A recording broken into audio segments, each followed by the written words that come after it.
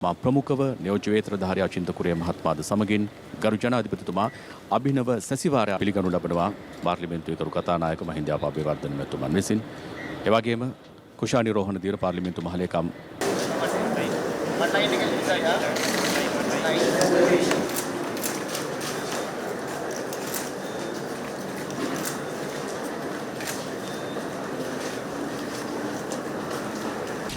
අපේ ආර්ථිකය කඩා වැටුනේ උල්කාපාත වේගයකින්.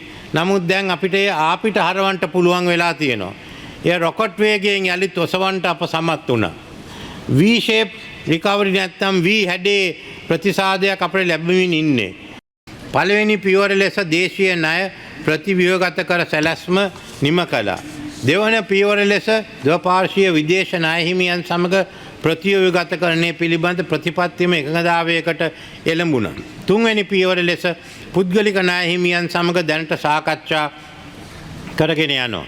මේ වසරේ මුල් මාසය 6 තුල මේ සංකීර්ණ ප්‍රතිව්‍යුහගතකරණ සැලැස්ම ක්‍රියාත්මක කරලීමට අප අපේක්ෂා කරනවා. මේ අපේ ආර්ථිකය සාමාන්‍ය තත්වයකට ගෙනීමේ මූලික පදනම බවට පත්වේවි. ඒ වගේම ණය පීඩනයෙන් මිදීමේ මාර්ගය සංදිස්ථානයක් බවට පත්වේ. 2023 සැප්තැම්බර් වෙද්දී අපේ මුළු ණය බර ඩොලර් බිලියන 91ක් පමණ වෙනවා. මේ ණය ගෙවා අවසන් කරන්නට දීර්ඝ කාලයක් ගත වෙනවා. ණය ගෙවීමට මුදල් අප දේශීය වශයෙන් උපයාගත යුතුයි.